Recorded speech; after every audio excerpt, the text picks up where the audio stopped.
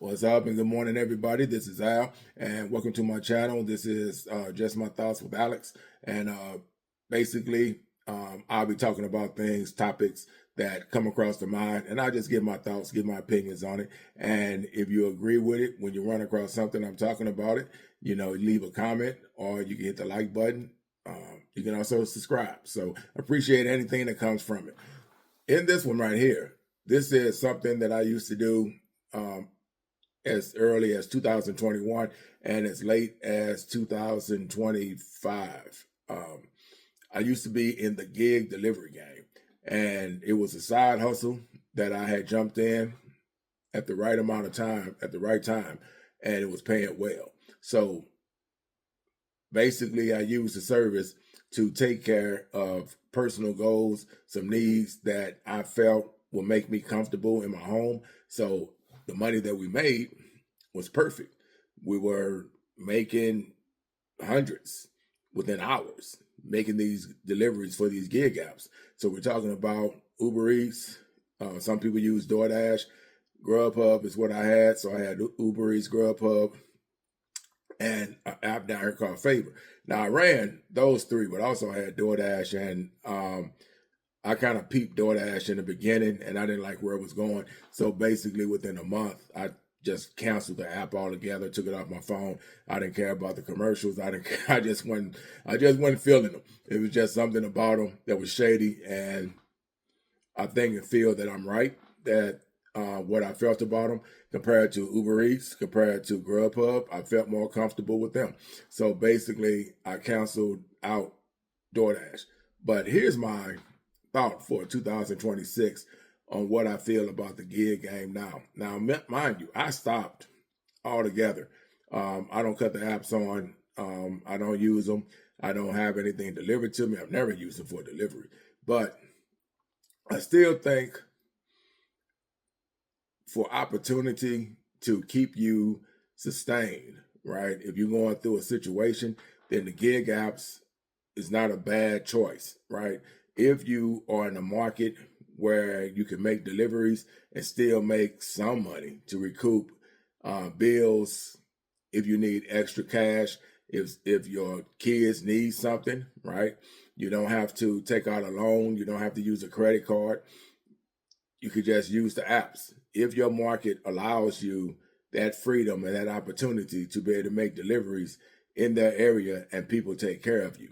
Now, myself, I got out of it, even though it was just a side hustle for me, because I'm a retiree. And even though it was beneficial for me to still use them, it was just too much time consuming.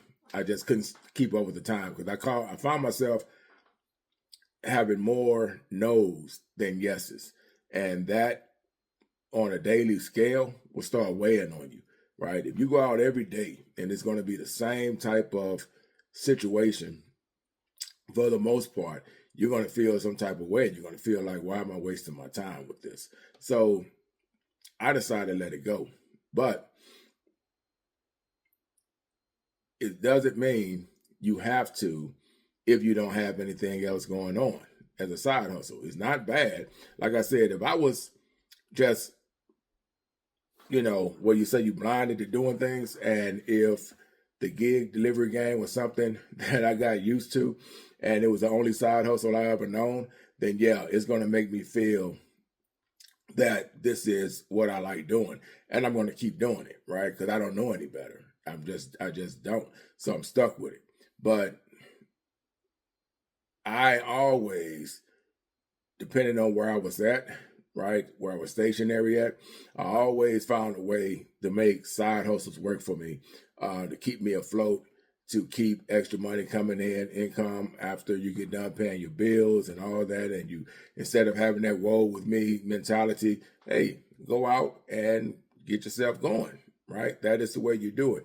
So the gig game was that, right? Along with other side hustles that I had been doing, but now I'm too old to do them because my side hustles always dealt with the physical. So I always had to use my back, use my knees, use my legs, muscles, all that kind of stuff. And over time, it really started putting too much weight on me to keep doing it. So basically, hey, the gig game became that side hustle for me. It was easy. Go in a restaurant, pick up service from the restaurant, deliver it to someone, and be done with it. But now it's not that appealing, especially now with gas prices just not going up. You have to imagine what that would be on the psyche of a driver now. What can you not take? What can you take? Does the miles make sense? How long do I have to run in order to offset and then be able to say everything made sense what I did today as far as being able to get money, right? Am I really making profit? Does it take days for me to actually see profit, right? Can I do this and still be able to go somewhere else, right, where it may take my vehicle to get me there? Do I do this and then do I have to go home, right? Could I just do deliveries and then I have to take it home because gas prices now, all changes, anything dealing with maintenance is going to be costly. So basically, if this is my main vehicle that I use for everything, can I afford to actually have a life after I get done doing deliveries? For the most part, realistically, it's going to seem like a no. It's going to seem like the only thing you can do is go out, make deliveries, take it to the house. Go back out the next day, make deliveries, take it to the house. This is actually if you're doing it primary. I think if you're doing it a side hustle, a side hustler is probably, in my opinion, probably not using their main vehicle. They probably have a secondary vehicle that is just something that's used for deliveries, and their main vehicle may be at the house, right? That is my case when I used to do it. I keep, we still have a used vehicle right now that I use for making deliveries, right? When I used to do it. Now it's just something that's still here, right? I still have it. We use it to go back and forth to the beach, things like that. But it was used once upon a time as a secondary vehicle for me to do deliveries in. But it just wasn't worth it. Like I said, before the gas prices even started going up, the reason being that it wasn't worth it is because it seemed like customers just started getting slick. Being that you can't, and I'm not blaming them, I always say, don't blame customers. You have to blame the app itself. The app is the one that's paying you $2, if not lesser now. So we blame customers, which is something I never really understood when I seen drivers complaining. I'm like, why are you complaining about the customer? Without the customer, you don't have any service, right? Wanted. So basically, without them, you don't have anything to do in the delivery game. Somebody has to order it, and the apps aren't the ones ordering it. The customer is the one that's ordering it. So if the customer is ordering it, at least they're putting the effort into using the app. They pay out, right? Your choice, your decision on what is good for you to make that delivery, and you don't get mad at the app. The app is the one that's shortchanging you. You got to remember, this is $1 billion industry. So if it's $1 billion industry, what does that do for your pockets, right? Why aren't you eating with the apps? In 2021, everybody was eating on a certain level compared to what's happening now. Why aren't you eating with the apps? So you can't get mad at the hand that's feeding you because the apps aren't feeding you anything. You got to remember, they only pay you if you make a delivery. They don't pay you salary. You're an independent contractor, and they only pay you when you say you have the order in hand and you go complete that delivery. Other than that, they're not giving you anything just because you turn on the app. So you have to give a lot of credit to the customer, right? But it's still your decision when it comes across your phone, what you will accept and what you will not accept. And if you accept a lowball run, you cannot get mad at that customer like a lot of drivers do. Nobody said as soon as it came across your phone that you were stuck with that order. You feel what I'm saying? So, those are just some of my thoughts about what I feel about the delivery game today and what I've noticed um, in this lane, that you still have drivers that complain about what customers are not doing. They want something for nothing. Well, what do you think the app is doing? The app is doing the same thing to you, right? They're getting something for nothing. So anyway, those are my thoughts as far as what I feel that if you were doing the gig delivery service, if you're still doing it, then I think it's a plus. If you are using it to your advantage of getting small things, right, accomplished, credit cards, recouping bills, but to make it your primary in 2026, I think that you have to look at something different and see it different than you did in the past, because prices are going up across the board. Food, gas, clothes, just the things that you need. We need clothes, we need shelter, right? Water bills even going up. Picture that. My water bill was just $136 this month. That's the highest it's ever been. I used to pay from $101 to $111, probably $116. Now all of a sudden I get a water bill and I think it said $136, $137, something like that. Right. And I got it set up for auto pay. So whatever that bill was, when I checked my bank account, that is how much my water bill was.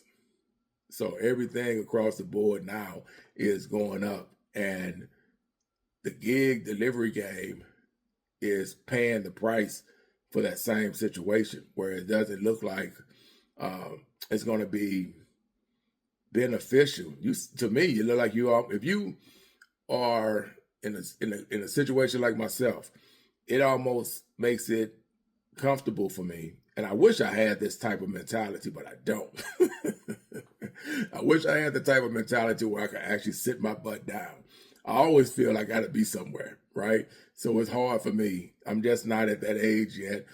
Even though I'm 60 years old, I'm still not at that age yet where I can just sit in the house and twiddle my thumbs and go outside in the backyard or go outside on my front porch and sit out there and drink on some tea or drink on some water, whatever, and just relax like that. I always have to be almost doing something. My truck leaves the house every day. So I'm just that type of dude. I'm out and about. It's just hard for me to sit. So I have not reached that level yet. And I don't know if I ever will. I've always been a guy that has to be moving around doing something. I just can't sit. I know people that do it. They can sit at home all day. They can read a book. They can sit at home, turn on TV, and they can just sit in their home and just relax.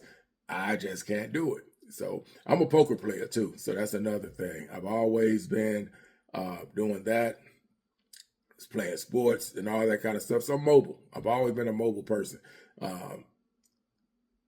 But the gig delivery game, I still think is great for side hustling, right? I just don't see it being as lucrative as it once upon a time used to be on the level of the driver, right? As far as the CEOs, the companies, the shareholders and things like that, they still gonna make a killing regardless, because it's just, you just got too many people that can afford that. What we see happening does not really affect their bottom line. It really doesn't. If anything, it puts more money in their pocket, because a lot of these people that are up there that are invested in some of this stuff, it makes more money for them. It makes more. And we, being down here, we don't see that, right? And we think it's inflation. They want it. They want it. It puts money in their pocket. Think about what's happening right now. This is 2026. They just fired on that country, Iran. And just that quick, gas prices shot up. This is what they want.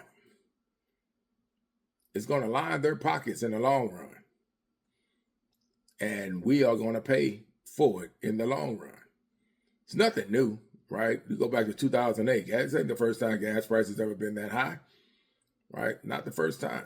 But it is different because it's happening again.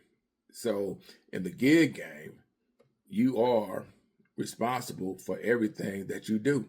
So now you got a decision to make. I just seen it where it was talking about how gig delivery drivers are shutting off the apps and they're trying to go back to full-time employment. I got some guys that I know that talking yesterday that they are going to school to get their boom, crane, and rigging license, right? Because they want to learn how to, this is what they want to do. A lot of money in it. You just got to get the training under your belt. That is the thing that you have to realize. You have to get training under your belt. And a lot of people don't want to do that. They just want to cut on something and go do it instead of saying, hey, I'm going to have to get this training first, get this paper under my belt, and then, qualify for this and make some good money for yourself. A lot of people jump right into this delivery game, and I get it. It was easy. I even asked myself in 21, where was I at when this was really popping? I didn't know how long it had been doing it. So in 21, I think I just got in it at the right time. And I thought this was always what people got paid. And then in 22, that's when I found out, no, this ain't what we always got paid, because all of a sudden we start seeing these 3s, 4s, and 5s under your belt, right, for orders. 7, 6, 7, 7, 6, so many miles to make these deliveries for the money value. And it just wasn't worth it. So again, like I said, I feel that the gig delivery service can still be beneficial. It can still work if you are in a market where it can still work in your advantage. But I would say be patient. Don't just take anything, because when you take an order, you got to remember you can't get another one until you complete that one. And that order that you made, that you're taking for that low ball price, just cost you a delivery that somebody else that was in your area probably got for $20, where you just took an order for 5 or 6. And now because you took that, you don't see another order until you deliver that one. And somebody else probably picked up a $20, $25 order and probably had a shorter distance than where you're going for that $5 or $6 run. You feel what I'm saying? So use it still wisely. Just don't allow the apps to use you. Use the apps. With that said, I'm out. Peace.